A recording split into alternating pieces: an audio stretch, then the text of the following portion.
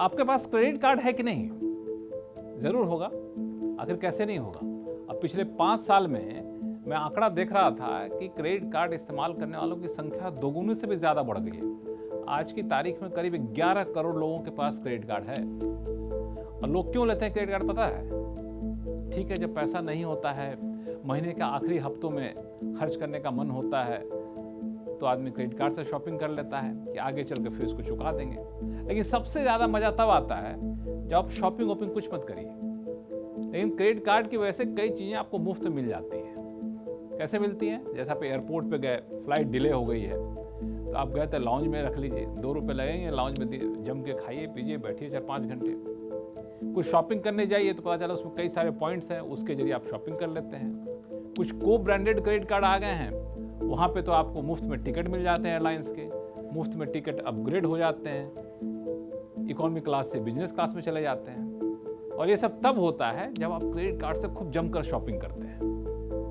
जमकर शॉपिंग करते हैं, ढेर सारे पॉइंट आते जाते हैं, अब पॉइंट आते हैं तो ये सारी सुविधाएं आपको मिलती हैं। लेकिन कई लोग ऐसे हैं आप में से कि शॉपिंग खुद नहीं कर पाते हैं उतना ज़्यादा, लेकिन पॉइंट की लालच तो जरूर रहती है कि पॉइंट खूब सारा आ जाए। तो क्या करते हैं कि किसी अपने दोस्त को कहते हैं, भाई तुम कभी शॉपिंग करने जाना तो मेरे पास क्रेडिट कार्ड है, करना कोई दिक्कत नहीं है, पॉइंट तो मेरे ही खाते में आएंगे। कई बार ऐसा भी होता है कि दोस्त गया शॉपिंग करने, कोई आईफोन खरीदने जा रहा है, कोई टीवी खरीदने जा रहा है, तो वहाँ बताया गया कि अगर आप फलाने क्रेडिट कार्ड से शॉपिंग करेंगे तो आपको EMI मिल जाएगा, ब्याज नहीं लगेगा, फलाने क्रेडिट कार्ड से शॉपिंग करेंगे तो आपको इतने का कैशबैक मिल जाएगा। तो दोस्त देखता है मेरे वॉलेट में तो वो क्रेडिट कार्ड है नहीं, तो तुरंत किसी को फ़ोन लगाता है कि ये वाला क्रेडिट कार्ड है क्या? सामने वाला कहता है हाँ हाँ बिल्कुल है, तो मुझे शॉपिंग करनी है, थोड़ा क्रेडिट कार्ड दे दो। तो सामने वाले को आपने क्रेडिट कार्ड दे दिया, उसने शॉपिंग कर ली, उसको फायदा हो गया क्योंकि उस पर कैशबैक मिल गया, आपको फायदा हो गया, उस पर आपको पॉइंट मिल गए, कैशबैक से वो राहत मिल गई उसे, उसके कुछ पैसे बच गए, पॉइंट आपके खाते में आ गए तो आपके भी कुछ पैसे बच गए। कभी आप लॉन्ज में जाएंगे या कुछ शॉपिंग करेंगे तो उस पॉइंट के बदले आपको छूट मिल जाया करेगी। यहाँ तक तो बात ठीक है, लेकिन दिक्कत कहाँ आती है पता है आपको? दिक्कत तब आती है जब ये आदतें आपकी ज़्यादा बढ़ जाती हैं ना, आपको पता भी नहीं चलेगा, किसी दिन आपकी इनबॉक्स में एक इनकम टैक्स का नोटिस आ जाएगा। जी हाँ, चौंकिएगा नहीं, क्रेडिट कार्ड वालों के लिए कह रहा हूँ मैं। अगर आप क्रेडिट कार्ड इस्तेमाल करते हैं, दूसरे दोस्त को देते हैं कि आप शॉपिंग कर लो ताकि आपके कैश पॉइंट हमारे में जुड़ जाए, तो क्रेडिट कार्ड आपका है, शॉपिंग आपका दोस्त कर रहा है, और ऐसी चीज़ें अगर ज़्यादा बढ़ गई तो आपके पास आ जाएगा इनकम टैक्स का नोटिस। नोटिस किस बात का आएगा?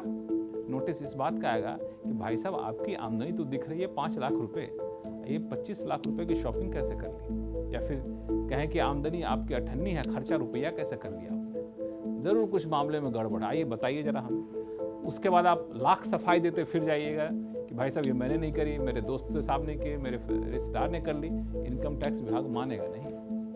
क्यों?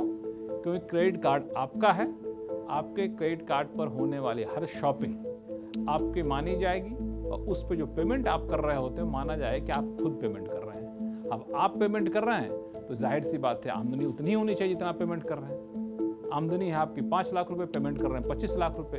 इनकम टैक्स विभाग के पास कई सारे सॉफ्टवेयर हैं जो तुरंत पकड़ लेता है कि ये देखो क्रेडिट कार्ड वाले जो भाई साहब हैं, आमदनी इतनी है और खर्चा इतना दिख रहा है। तुरंत आ जाएगा नोटिस। जब नोटिस में आ जाएगा तो आपको लगेगी पेनल्टी, और पेनल्टी तो अलग बात, टेंशन अलग बात, जाकर सफाई देते फिरिए वो अलग बात। तो मुद्दे की बात यह है कि क्रेडिट कार्ड अगर आपके पास है तो क्रेडिट कार्ड आप खुद इस्तेमाल करिए, उसका फ़ायदा आप खुद उठाइए। अपने दोस्तों को मत दीजिए क्रेडिट कार्ड इस्तेमाल करने के लिए, अपने रिश्तेदारों को मत दीजिए क्रेडिट कार्ड इस्तेमाल करने के लिए, सिर्फ इसलिए कि आपको कुछ कैश पॉइंट मिल जाएंगे, क्योंकि उसके कई सारे साइड इफ़ेक्ट हैं, और उसमें सबसे बड़ा साइड इफ़ेक्ट है वो है इनकम टैक्स का। इस वजह से अपने क्रेडिट कार्ड को अपने पास रखिए। हालांकि मैं तो कहूँगा सिर्फ इनकम टैक्स के डर से नहीं, वैसे भी क्रेडिट कार्ड, डेबिट कार्ड, ये सब बहुत ही संवेदनशील चीज़ें होती हैं। उनकी जानकारी किसी तरीके से कहीं लीक हो गई तो उसमें ऑनलाइन फ्रॉड के भी चांसेस काफ़ी ज़्यादा होते हैं, और ऑनलाइन फ्रॉड कितने होने लगे हैं ये अब बताने की ज़रूरत नहीं है। तो क्रेडिट कार्ड अपने पास रखिए, अपने इस्तेमाल कर रखिए, अपनी सुविधा के हिसाब से उसका इस्तेमाल करिए। जी हाँ, अगर आप बिल्कुल डिसिप्लिन होकर करेंगे तो क्रेडिट कार्ड के कई सारे फायदे हैं। ड्यू डेट से पहले पूरी रकम चुका दीजिए, और जहाँ तक संभव हो आप करिए क्रेडिट कार्ड शॉपिंग, उसके पॉइंट जुड़ेंगे तो आपको बहुत सारे फ़ायदे मिलेंगे। कभी सामान खरीदेंगे तो EMI में मिल जाएगा, कभी सामान खरीदेंगे तो कैशबैक मिल जाएगा, कभी एयरलाइंस पे जा रहे हैं, फ्लाइट पे एयरपोर्ट पे हैं तो कई बार लॉन्च फ्री मिल जाएगा। बहुत सारी सुविधाएं हैं, लेकिन सुविधाएं अपने तक ही रखिए। उस कैशबैक और पॉइंट के चक्कर में दूसरों को मत दीजिएगा, वरना फिर इनकम टैक्स का नोटिस आ जाएगा तो ये मत कहिए कि नहीं बताएं, क्योंकि ये आजकल मामले बहुत ज़्यादा बढ़ रहे हैं और इनकम टैक्स के पास ऐसे सॉफ्टवेयर आ गए हैं, ऐसे मामलों को पकड़ने में उसको कोई मेहनत नहीं लगती है। वो एक सॉफ्टवेयर होता अपने आप ब्लिंक करने लग जाएगा कि गुप्ता जी के पास, मिश्रा जी के पास, ये देखो जिनका क्रेडिट कार्ड शॉपिंग ज़्यादा हो रही है, आमदनी कम है, अब तुरंत में अपने आप नोटिस भी जनरेट हो जाएगा, कुछ नहीं करना होता है। ये मत सोचिए कि हमारे पर कौन इनकम टैक्स विभाग नज़र रखेगा, सबकी नज़र रखता है, ऊपर वाला सब देख रहा है। इसलिए क्रेडिट कार्ड का बहुत ही सोच समझ के इस्तेमाल करिएगा, बेजा इस्तेमाल करिएगा, दूसरे को दीजिएगा शॉपिंग करने के लिए, इनकम टैक्स नोटिस को आमंत्रित कर रहे होंगे आप। आपके पास ऑप्शन रहता है, जो सारी सुविधाएं हैं, अगर सुविधाओं को एक दायरे में इस्तेमाल करेंगे ना तो आपको अच्छा रहेगा। अब क्रेडिट कार्ड जो है सो एक चीज़ ध्यान दीजिएगा, चूँकि बात क्रेडिट कार्ड की चली है, तो अक्सर क्या होता है कि लोग शॉपिंग करते हैं, कहीं गए मार्केट में कोई चीज़ पसंद आ गया, डेबिट कार्ड में पैसा नहीं है या फिर पैसा कम पड़ रहा है, या फिर अक्सर 2 हफ्ते के बाद नौकरी पेशा लोगों के पास पैसे की कमी रहने लग जाती है, महीने के आखिर दिन में आपको शॉपिंग करनी है तो ठीक है क्रेडिट कार्ड से कर लीजिए, लेकिन अपने मोबाइल में एक अलार्म लगा लीजिए या फिर रिमाइंडर लगा लीजिए कि आपके क्रेडिट कार्ड का ड्यू डेट कब है। ड्यू डेट वो होता है जिस दिन आपके क्रेडिट कार्ड के पेमेंट करने की आखिरी तारीख होती है। उस ड्यू डेट से पहले आप हर हाल में आप पेमेंट कर दीजिए।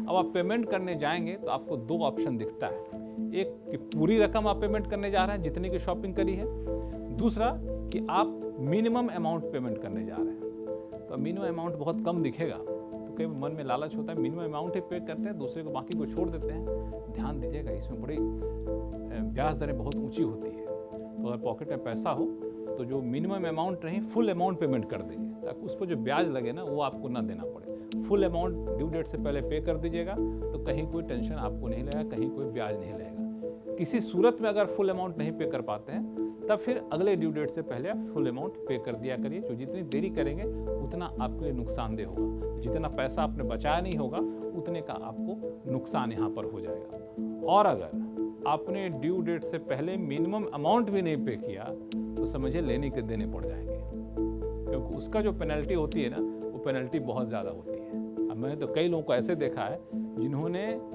थोड़ी सी लापरवाही बरती, स्थिति ये हो गई कि पेनल्टी और ब्याज ज़्यादा हो गया, मूलधन कम रहा, और स्थिति यहाँ तक पहुँच गई कि कई लोगों को क्रेडिट कार्ड के पैसे चुकाने के लिए पर्सनल लोन तक लेने पड़े हैं।